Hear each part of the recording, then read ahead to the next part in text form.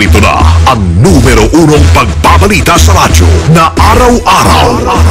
Pinakikinggan sa Luzon, Visayas at Mindanao. KBP Golden Dove Best News Program. Mula sa Head News Center ng pinakamaraming himpilan at number 1 na radio network ng bayan, RMN. Ito ang numero 1. RMN News Nationwide. RMN News Nationwide. Kasama ang maasahang broadcaster, Buddy Oberas, at ang KBP Golden Dove Best Newscaster, Weng de la Peña. RMN News Nationwide. RMN News Nationwide. Headlines. Ngayong tanghali sa RMN News Nationwide. Samahan ng mga pribadong ospital sa bansa nagbabala sa posibleng pagsasara ng ilang ospital dahil sa mga batas pang-kalusugan ng gobyerno. Baka yung mga ospital ay magsara sa pagkalugi dahil wala naman pong nakukuha sa gobyerno na tulong ang mga private hospital. Resolusyon kontra charter change agad inihain sa Kamara. Pangalan po ito, ang pangunahin na gusto nilang baguhin ay yung mga economic provision.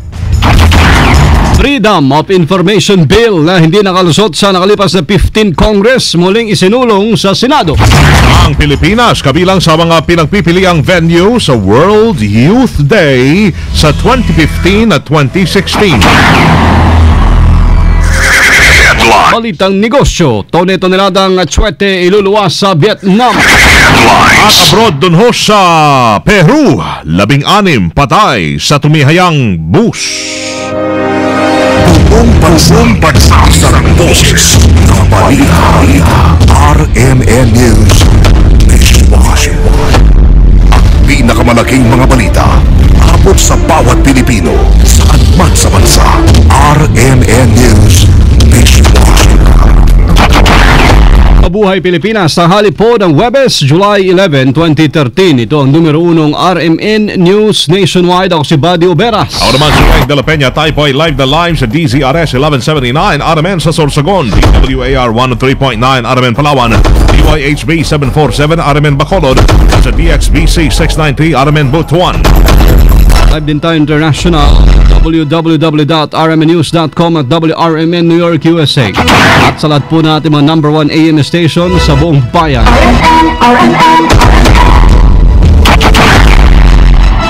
Mga kasama, nangangamba ang samahan ng mga pribadong ospital sa buong bansa na marami sa kanilang mga miyembro ang posibleng magsara bunsod ng pagkalugi sa sunod-sunod na batas pangkalusugan na iniimplementa ng gobyerno.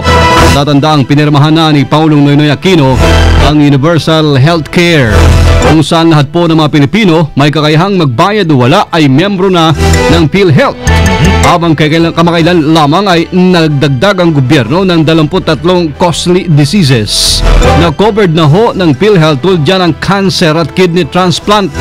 Sa interview ng RMN kay Dr. Rustico Jimenez, presidente ng Private Hospital Association of the Philippines, sinabi nitong maganda ang mga batas pangkalusugan ng gobyerno pero hindi raw malinaw ang implementasyon. Sa rin sa nakikita nilang problema ay kung paano sila babayaran ng gobyerno. Sa ngayon ay malaki pa ang kanilang singilin sa pamahalaan. Baka yung mga ospital ay magsara sa pagkalugi dahil wala naman pong nakukuha sa gobyerno na tulong ang mga private hospital. Kasi ito lang po yung insurance company na tinatanggap mo lahat yung sakit katulad ng cancer, bypass, kidney transplant. Maganda po tingnan sa unang tingin sa salita, pero po pag sa actual na paggawa na, baka hindi po ma-implement ng mabuti. Dapat inayos muna lahat yung mga kaso na hindi nababayadan. Nasa proseso naman ng pagpulong ang asosasyon sa Department of Health upang may parating po ang kanilang mga hinaing. Ayon pa kay Jimenez, tinatali sila ng gobyerno sa mga batas na hindi man lamang naririnig ang kanilang panig. Pagtingin nila sa ibang mga businesses, nagtataka po kami at kami naman ang tumutulong sa gobyerno. Bakit mga 40 o mahigit na batas po ay kontra sa ospital? Pero nakikipag-usap pa rin po maraming beses po kay Secretary Ona para magpabilisan. In fairness naman to Miss doing his best, kaya lang po malaki to Marami pong distrito ito Si Dr. Rustico Jimenez, presidente ng Private Hospital Association of the Philippines. Hindi pa man nakakapuntos, pinatay na ng Anak Pawis Party List ang naisin ng ilang mambabatas na baguhin ang saligang batas ng Pilipinas. Ito ay matapos na maghain ng kontra-resolusyon sa panukalang charter change. Matatanda ang isinulong agad ni House Speaker Sonny Belmonte ang constitutional change sa pagsisimula ng 16th Congress noong Hulyo 1. Sa interview ng RMN kay Anak Pawis Representative Fernando Hicap, sinabi nitong nababahala sila sa layunin ng naturang panukala. Isa sa kanilang ikinakatakot ay ang pagbibigay ng 100% karapatan sa mga dayuhang negosyante na magkaroon ng sariling lupa at negosyo sa bansa. Nakakabahala po ito. Ang pangunahin na gusto nilang baguhin ay yung mga economic provision. Bawal yung mga dayuhan na mag-ari ng lupa dito sa ating bansa. Ito yung unang alisin nila at ibibigay yung 100% foreign ownership of land. Sakaling ito ay maisa katuparan, nangangamba si Hicap na mawawala ng lupain ang mas maraming maralitang Pilipino. Posible pa umabot sa sitwasyon ng mga dayuhan na ang magmamay-ari ng Pilipinas. Hindi lamang lupa, siyempre kung nasa kanila na yung pag-ari ng lupa, lahat ng kailangan nilang i-develop o kailangan nilang mga resources na saklaw ng kanilang mga lupain ay bahagi na ng kanilang pag-aari. Bawal na yung mga Pilipino sa sarili nating bansa. Magiging ganun maging sitwasyon. Si Representative Fernando Hicap ng Anak Pawis sa interview ng RMN. Samantala mga kasama, muli pong inihain ni Senator T.G. Ginggona III ang People's Freedom of Information Bill na nabigong makalusot noong 15th Congress. Hit ni Ginggona mahalaga ang complete transparency na nakapalubho sa FOI Bill para sa kampanya ng Administrasyong Aquino laban sa katiwalian. Nakapaloob sa panukala mandatory disclosure o pagsasapubliko ng lahat ng ahensya ng gobyerno na mamahalagang impormasyon ukol dito tulad po ng pondo, procurement o paggastos at mga transaksyon. Naniniwala si Ginggona na sa oras na maisabatas ang FOI Bill ay lalo magtatagumpay ang kampanya ni Pangulong Noynoy Aquino laban sa katiwalian dahil makakatulong ang publiko sa pagbabantay sa mga ahensya. Wala naman anin dapat itago ang mga tanggapan ng pamahalaan at mga opisyal ng gobyerno kung walang ginagawang masama. Dagdag pa ni Ginggona ang pagkakaroon ng access ng publiko sa mahalagang impormasyon sa gobyerno ay kasama po sa ideolohiya ng isang demokratikong lipunan. Maliban kay Ginggona, naghain din ng FOI Bill sa Senado sina Senators Francis Chis Escudero, Alan Peter Cayetano at Loren Ligarda. Mga nagsusulong ng FOI Bill may inirekomendang bagong chairman na magsusulong sa panukala. Kasama natin sa Balita Live si Conde Bata. RMN Report! Inirekomenda na ng mga FOI advocates sa Kamara ang nais nilang maupong chairman ng House Committee on Public Information. Pinili ng mga kongresista na nagsusulong sa FOI bill na maupong chairman itong si Diwa Party List Representative Emeline Aglipay kapalit ni Eastern Samar Representative Ben Ebardone. Ayon naman kay Aglipay, ibinoto siya ng mga kasamahan sa komite na sina Ifugao Representative Teddy Bagilat, Dinagat Island Representative Kakabag-Aw, Akbayan Representative Walden Bello, Pasig Representative Roman Romulo, Sibak Party List Representative Sherwin Tugna at ang NARS Representative Leia Pakis bilang chairman ng nabanggit na komite. Tinanggap ni Aglipay ang nominasyon sa mga kasamahan para sa kanya at nakahandang pamunuan ang komite para maisulong ang FOI bill sa Kamara. Nakahanda din umano siyang idebate ng patas ang FOI bill at sagutin ang mga contentious issues ng nasabing panukalang batas. Kasama mo mula sa Kamara, Conde Bata, Tatak RMN.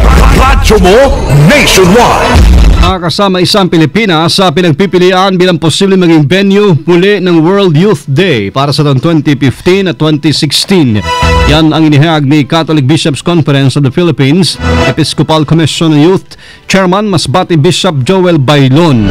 Ayon ho kay Bailon, may mga narinig silang pinag-uusapan na kabilang nga ang Pilipinas at Poland sa mga pinagpipilang bansa ng pagdarausan ng WYD. Nabatid ang 2013 World Youth Day ay gagawin sa Rio de Janeiro sa Brazil. May kabuang 175 na Filipino delegation ang dadalo sa nasabing malaking pagtitipon. Sakaling mapilang Pilipinas bilang susunod na Catholic Youth Festival venue, dadalaw sa bansa si Pope Francis. Tatandaan noong 1995, ginanap sa Pilipinas ang World Youth Day kung saan mismo si Blessed Pope John Paul II ang nanguna sa nasabing makasaysayang event. Mga programa sa anti-corruption ng PNP, mas paigtingin ayon kay Secretary Mar Rojas. Kasama natin sa Balita Live si Rhea Mamogay. RMN Report!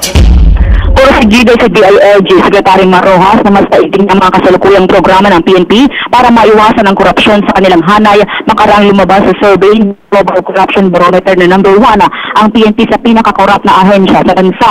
Isa sa kitang paraan naman ni Rojas para maiwasan pa ang korupsyon ay alisin na ang padreno system sa kanilang hanay o itong paghahari-harian ng ilang mga opisyal ng PNP lalo na sa mga lalawigan para mamili ng kanilang mga ipapasok na pulis sa pambansang pulisya. Magandang paraan daw ito para hindi magkaroon ng barkadahan sa loob ng PNP na pinagsisimulan umano ng korupsyon.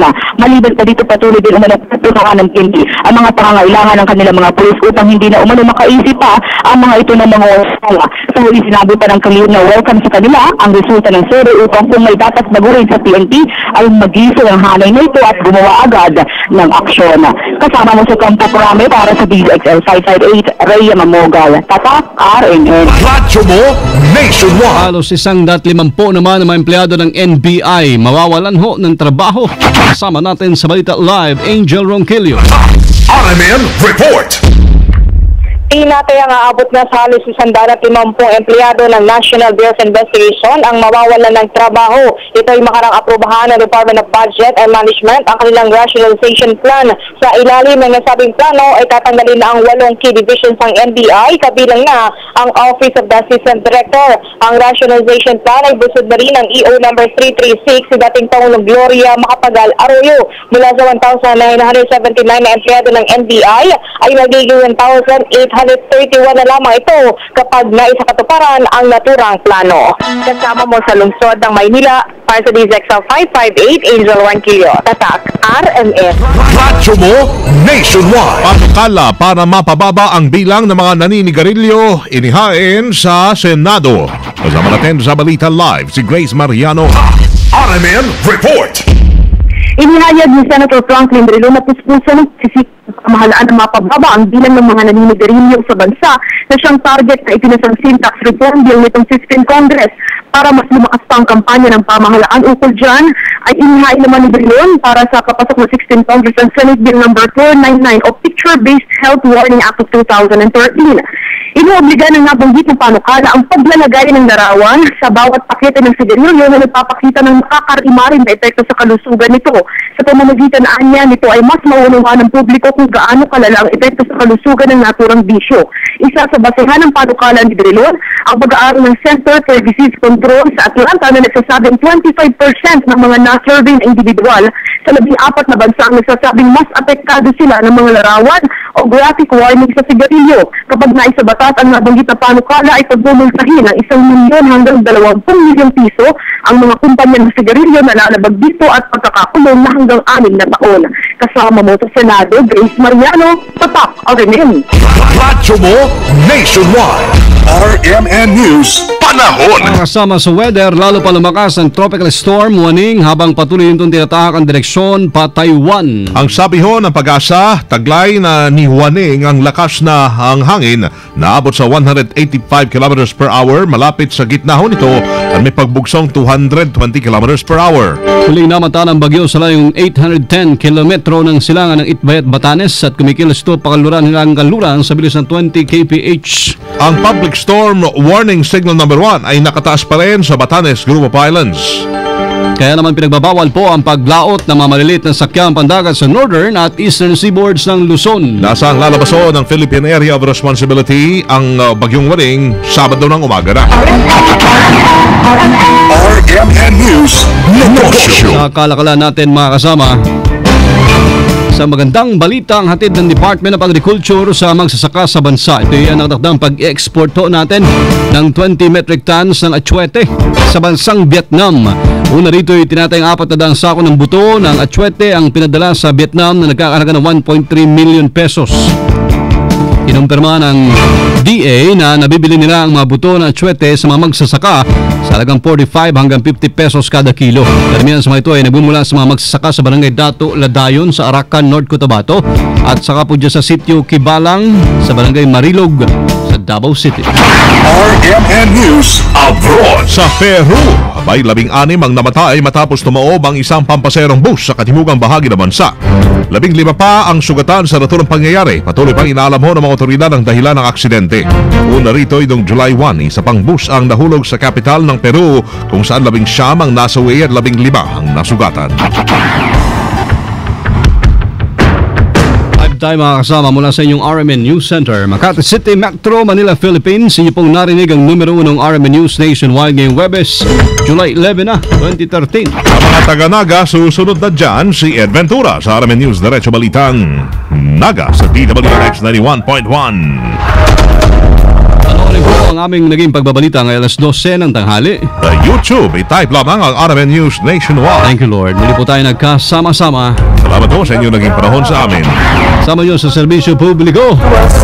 Ako si Buddy Oberas. Weng de la Peña. Dito pa rin sa tahanan na may pinakamaraming number 1, pinakamaraming himpilan, RMN Radyo Mo Nationwide. 60 years ng maaasahang public service nationwide.